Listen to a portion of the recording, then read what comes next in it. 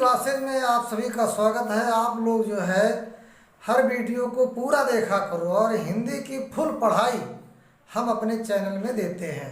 आज हम जो है पद्मलाल पुन्नालाल बख्शी द्वारा रचित क्या लिखूं नामक पाठ की परिचर्चा करेंगे और ये बोर्ड पेपर में अब की बार आ सकता है। तो देखिए, इसमें पहला है कि मुझे आज लिखना ही पड़ेगा। अंग्रेजी के प्रसिद्ध निबंध लेखक ए.जी. गार्डिनर का कथन है कि लिखने की एक विशेष मानसिक स्थिति होती है। उस समय मन में कुछ ऐसी उमंग सी उठती है, हृदय में कुछ ऐसी स्फूर्ति सी आती है, मस्तिष्क में कुछ ऐसा आवेग सा उत्पन्न होता है ना, कि लेख लिखना ही पड़ता है।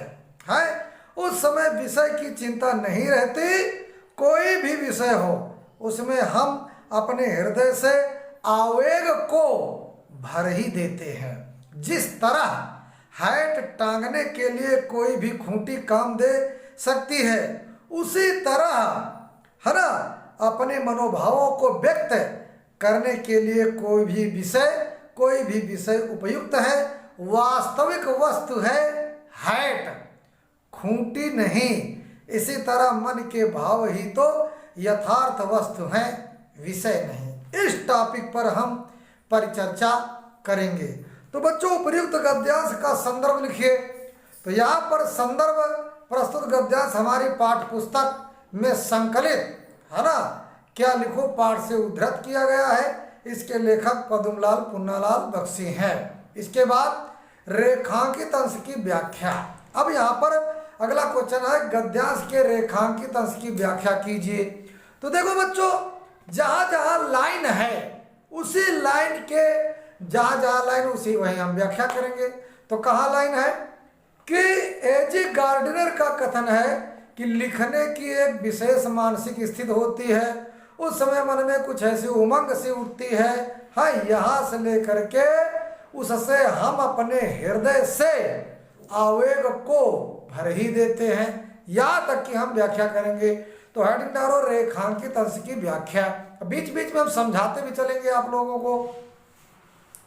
तो लिखने के लिए एक विशेष प्रकार की मानसिक स्थिति का होना आवश्यक है। अगर मान लीजिए आपका मन ही नहीं ना लिखने का, तो आप अच्छी चीजें नहीं लिख सकते हो। लेकिन अगर आपके मन है, बर्निंग डिजायर है, लिखने की इच्छा है, तो आप जरूर अच्छा लिखोगे। तो वही लेखक कहते हैं कि लिखने की एक मानसिक स्थिति का होना आवश्यक है।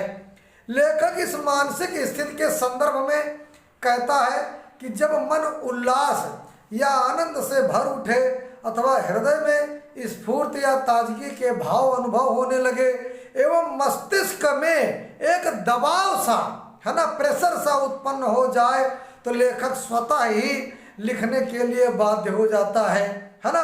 मनोभावों के अतिरेक की इस स्थिति में वह स्वतः ही कुछ न कुछ लिखने के लिए लालायित हो उठता है।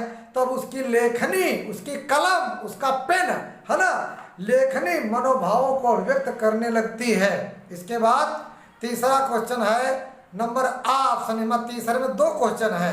पहला है कि उपयुक्त गद्यांश में मनोभावों को क्या बताया गया है। तो बच्चों, यहाँ पर लेखक ने मनोभावों को यथार्थ माने सच्चा, ट्रुथ है ना, सच्चाई, मनोभावों को यथार्थ वस्तु बताया है। मनोभावों को व्यक्त करने के लिए किसी विषय की आवश्यकता पड़ती है ना, किसी विषय की आवश्यकता पड़ती है। ठीक उसी प्रकार मनोभावों को व्यक्त करने के लिए किसी विषय की आवश्यकता होती है। यहाँ लेखक ये कहते हैं कि मनोभावों को व्यक्त करने के लिए, अपने मन की बात को अभिव्यक्त करने के लिए किसी विषय की आवश्यकता होती, विषय बहाना होता है ना। और जो है ठीक उसी प्रकार मनोभावों को व्यक्त करने के लिए किसी विषय की आवश्यकता होती है। जैसे मान लीजिए आप कोई निबंध लिख रहे हो, तो निबंध लिखने के साथ साथ आप अपने मन की बातें भी उसमें जोड़ देते हो। तो कहने का मतलब है कि हमको किसी विषय एक बहाना मात्र होता, लेकिन सब हम अपने अंदर की ही बातें विषय का बहाना लेकर के हम उसमें लिखते हैं है ना। इसके बाद दूसरा क्वेश्चन है कि लिखने की विशेष मानसिक स्थिति कैसी होती है। तो यहाँ पर लिखने की विशेष मानसिक स्थिति में मन में उमंग है ना, हृदय में स्फूर्ति और मस्तिष्क में आवेग सा उत्पन्न होता है कि यार आज हम लिखेंगे जरूर, आज हम लिखेंगे जरूर। जैसे मान लीजिए पेपर आता है और आपके अंदर आप साल भर नहीं पढ़े हो और पेपर कल है, तो आज आज आपके अंदर एक जरूर मन में इच्छा होती है यार आज हम पढ़ेंगे जरूर। तो वही स्थिति लिखने के समय भी होती है। आपके मन में जब स्थिति बन जाती है लिखने की तो आप लिखते जरूर हो, है ना। इसके बाद बच्चों इस लेसन का अगला टॉपिक है क्या कि ऐसे निबंधों की सबसे बड़ी विशेषता ये है, यहां से लेकर के ये टॉपिक आपका आएगा क्यों न निबंध लिखूं पर मुझे तो 2 निबंध लिखने होंगे। इसमें पहला है वो प्रश्न आएगा, ये पेपर में भी आएगा कि उपयुक्त गद्यांश का संदर्भ लिखिए। तो संदर्भ जो हमने पहले लिखा है पहली वीडियो में, है ना, पहले टॉपिक में वही संदर्भ यहाँ लिख देना, यहाँ लिखना जरूरी नहीं समझते। इसके बाद गद्यांश के रेखांकित अंश की व्याख्या कीजिए।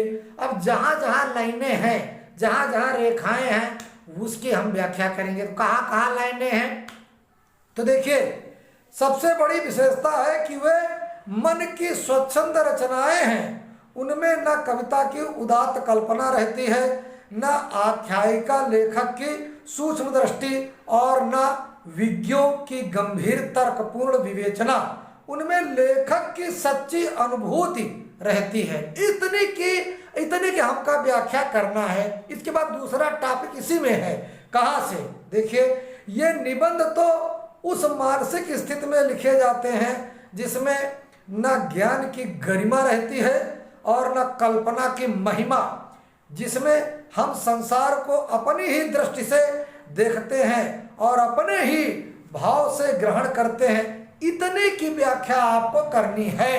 तो यहाँ पर बच्चों आप जो है लिखे रेखांकित अंश की व्याख्या। तो पहला टॉपिक जो हमने बताया उसमें हम ये लिखेंगे कि निबंध मन की स्वच्छंद रचनाएं हैं और निबंध ऐसी मानसिक स्थिति में लिखे जाते हैं जिसमें न तो ज्ञान का बड़प्पन रहता है और न ही कल्पना की बड़ी उड़ान, है ना, और मतलब सच्चाई कुछ लेके चलो है। और कल्पना में हम संसार को अपनी ही दृष्टि से देखते हैं और अपने ही मन के भाव को व्यक्त करते हैं। कहने का तात्पर्य यह है कि निबंध लिखते समय लेखक का मन एक विशेष स्थिति में होता है। इस स्थिति में वह न तो अपनी विद्वता को प्रकट करता है और न ही अपनी कल्पना शक्ति के महत्व को दिखाने की इच्छा करता है। दुनिया को देखकर लेखक को जो अनुभव होता है अथवा उसके मन में जो भाव उत्पन्न होते हैं उसे ही स्वतंत्र रूप से प्रकट करने का प्रयास करता है। जैसे मान लीजिए आपके पेपर में आ जाए कि पर्यावरण प्रदूषण पर निबंध लिखो, तो भैया आप जो है जब पर्यावरण प्रदूषण पर निबंध लिखते हो तो आप प्रदूषण पर क्या क्या जो है आप अनुभव करते हो, आपने क्या फील किया है, अपनी बातों को उसमें जोड़ते हो। लेकिन पर्यावरण प्रदूषण के आसपास रह करके अपने विचारों को भी उसमें जोड़ देते हो। यही यहाँ लेखक कहना चाहते हैं कि हम निबंध किसी भी टॉपिक पर लिखें लेकिन उसमें अपने भी विचार हम मिला करके लिखते हैं, है ना। तीसरा आपका है कि निबंध की किन विशेषताओं का उल्लेख किया गया है, यहाँ पर आप ध्यान दीजिए। तो यहाँ पर है तो निबंध में स्वच्छंद निबंधों में सच्चे भावों की सच्ची अभिव्यक्त होती है ना, क्योंकि स्वच्छंद निबंध में लेखक को जो कुछ अनुभव होता है उसके मन में जो भाव उत्पन्न होते हैं उसे ही स्पष्ट रूप से व्यक्त कर देता है। इसके बाद बच्चों अगला टॉपिक हम देखते हैं कि दूर के ढोल सुहावने होते हैं क्योंकि उनकी कर्कशता दूर तक नहीं पहुंचती। जब ढोल के पास बैठे हुए लोगों के कान के पर्दे फटते रहते हैं तब दूर किसी नदी के तट पर शाम के वक्त किसी दूसरे के कान में वही शब्द मधुरता का संचार कर देते हैं। यहाँ से लेकर के हम अत्यंत मधुर बन जाती हैं, यहाँ तक का कि हम जो है व्याख्या करेंगे, है ना बच्चों। तो ध्यान से देखिए। तो उपयुक्त गद्यांश का संदर्भ लिखिए। तो बच्चों संदर्भ जो पहली वीडियो में लिखा था वही आपको लिखना है। इसके बाद गद्यांश के रेखांकित अंश की व्याख्या कीजिए। तो आप हेडिंग डालो रेखांकित अंश की व्याख्या, है ना।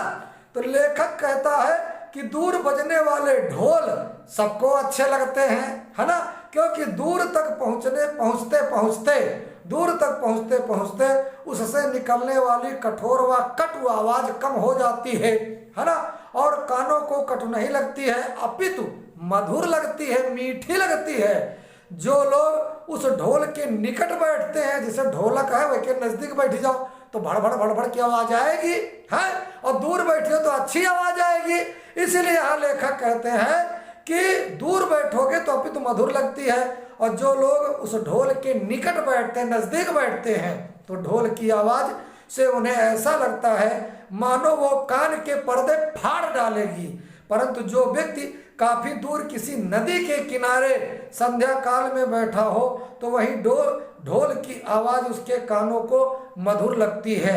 इसके बाद बच्चों अगला क्वेश्चन है कि ढोल की कर्कशता समीपस्थ लोगों को कब कटु प्रतीत नहीं होती है ना।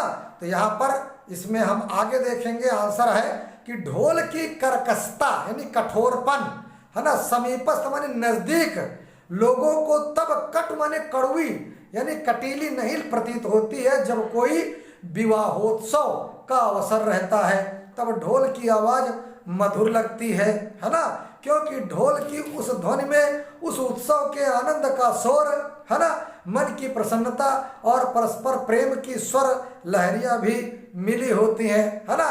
देखो कौन ब्याह में जाओ, शादी में जाओ, है ना, और जब जैसे मान लीजिए जो है बढ़िया डीजे लगा है और गाना लगा है, बढ़िया बढ़िया गाना लगे तो बच्चे देखो कैसे थिरकते हैं, चाहे जितना डीजे जो है जोर आवाज में हो, लेकिन उन नाचे की नशा में यहाँ उनका वो नजदीक है तब उनका आवाज अच्छी लागती है।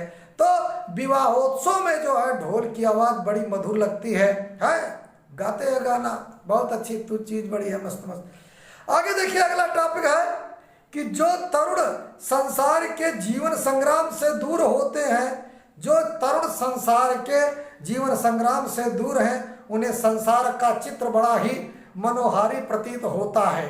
जो वृद्ध हो गए हैं, जो अपनी बाल्यावस्था और तरुणावस्था से दूर हट आए हैं, उन्हें अपने अतीत काल की स्मृति बड़ी सुखद लगती है। वे अतीत का ही स्वप्न देखते हैं।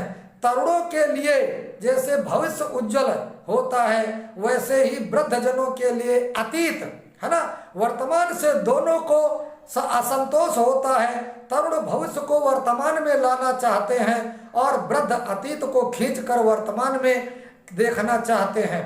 तरुण क्रांति के समर्थक होते हैं और वृद्ध अतीत गौरव के संरक्षक। इन्हीं दोनों के कारण वर्तमान सदैव क्षुब्ध रहता है और इसी से वर्तमान काल सदा सुधारों का काल बना रहता है, सुधारों का काल बना रहता है। तो बच्चों उपयुक्त गद्यांश का संदर्भ लिखिए। तो प्रस्तुत गद्यांश हमारी पाठ्य पुस्तक में संकलित क्या लिखूं पाठ से उद्धृत किया गया। इसके लेखक पद्मलाल पुन्नालाल बख्शी हैं। इसके बाद बच्चों रेखांकित अंशों की व्याख्या कीजिए। अब जहां जहां जिस लाइन के नीचे रेखाएं हम उसकी व्याख्या करेंगे और आपको पूरी तरह बताएंगे। हेडिंग डालो रेखांकित अंश की व्याख्या। तो इन पंक्तियों में लेखक कहता है कि ऐसे व्यक्ति जो युवावस्था को पार कर वृद्ध हो गए हैं, बूढ़े हो गए हैं, है ना, तो उन्हें अतीत यानी बचपन की स्मृतियां अत्यंत ही सुखद जान पड़ती हैं, इसलिए वे अतीत के सपने देखा करते हैं। इसी प्रकार एक और युवकों को जहां उनका भविष्य उज्जवल प्रतीत होता है, तो दूसरी ओर वृद्धों को उनका अतीत उन्हें वर्तमान में घसीट कर लाना चाहता है। युवकों की अभिलाषा रहती है कि उनकी भविष्य की कल्पनाएं वर्तमान में यथार्थ का स्वरूप ग्रहण कर ले, और वृद्धों की आकांक्षा रहती है कि उनका अतीत वर्तमान में लौट आए। स्पष्ट है कि तरुण अपने उत्साह एवं उत्तेजना के कारण परंपराओं के विरुद्ध क्रांति के समर्थक होते हैं और वृद्ध अतीत की महान परंपराओं और जीवन मूल्यों को बनाए रखना चाहते हैं। देखिए बच्चों यहाँ पर लेखक ये कहना चाहते हैं जैसे कोनो बुढ़ा आदमी है, बुढ़ऊ है और वे बैठे हैं, उनसे पूछो जाए कि भैया इस समय ये समय का दौर है, ये समय कैसा चल रहा, तो बुढ़ा यही कहेगा देखो आज क्या जमाना बड़ा खराब होएगा, हम जब छोटे छोटे थे तो हमारा जमाना बड़ा अच्छा रहा है, आज बड़ी महंगाई हो गई, ये हो गए वो हो गए। वो अपने वर्तमान से सेटिस्फाई नहीं रहे, वो अपने वर्तमान से संतुष्ट नहीं। अगर किसी बच्चे के पास जाओ और बच्चे से पूछोगे आज का जमाना, आज का समय कैसा, तो बच्चा कहेगा देखो आज का जमाना बहुत बेकार है, हम बड़े हो करके डीजीपी बनेंगे, एसपी बनेंगे, डॉक्टर बनेंगे। यानी वो भी वर्तमान से संतुष्ट नहीं है। एक जो छोटा बच्चा है वो भविष्य को वर्तमान में खींच कर लाना चाहता है, और एक जो बुढ़ा है वो अतीत को, जो बीती हुई बातों को वो वर्तमान में खींच कर लाना चाहता है। न बुढ़ा अपने वर्तमान से संतुष्ट है, न वृद्ध अपने वर्तमान से संतुष्ट है, और न एक तरुण और एक छोटा बच्चा भी अपने वर्तमान से संतुष्ट नहीं है। इसलिए सब अपनी दूर की सोचते हैं। इसलिए लेखक ने यहाँ कहा कि दूर के ढोल सुहावने होते हैं। इसके बाद बच्चों इस टॉपिक में अगला क्वेश्चन है कि तरुण और वृद्ध दोनों क्या चाहते हैं। मैंने भी समझाने की कोशिश किया। तो यहाँ पर बच्चों तरुण और वृद्ध दोनों वर्तमान से क्षुब्ध रहते हैं, है ना, क्योंकि तरुण परंपराओं के विरुद्ध, क्रांति के, बदलाव के, इंकलाब के, है ना, चेंजिंग के समर्थक होते हैं, और वृद्ध अतीत यानी जो बीत चुका है कि महान परंपराओं और जीवन मूल्यों के समर्थक एवं संरक्षक होते हैं। आज भी देखो वृद्ध लोगों के पास बैठो तो अपनी बातें बड़ी बड़ी मारते हैं, है ना। इसके बाद अगला क्वेश्चन है कि तरुण जीवन के संग्राम के अनुभव किस प्रकार से देखना चाहते हैं। तो यहाँ पर बच्चों ये इसका आंसर होगा। यहाँ पर बच्चों तरुण जीवन के संग्राम के अनुभव वर्तमान में ही सुखद और मनमोहक देखना चाहते हैं। एक छोटा बच्चा भविष्य को खींच करके वर्तमान में लाना चाहता है। इसलिए यहाँ पर यह कहा गया है कि तरुण जीवन के संग्राम के अनुभव वर्तमान में ही सुखद और मनमोहक देखना चाहते हैं, यानी वही जो है आगे नहीं जाना चाहते हैं। धन्यवाद बच्चों। हम जो है इसका अगला भाग अगली वीडियो में डालेंगे। ज़्यादा बड़ी वीडियो नहीं बनाएंगे, और इसको आप फेयरवर्क कर सकते हो, इसको शेयर कर देना और कमेंट करना, लाइक करना, जिससे आगे आने वाली नोटिफिकेशन आप तक पहुंचते रहे। और बहुत इंपॉर्टेंट चीज़ें डालेंगे, समझा करके डालेंगे। इसका जो पार्ट 2 है ये अगली वीडियो में डालेंगे। धन्यवाद।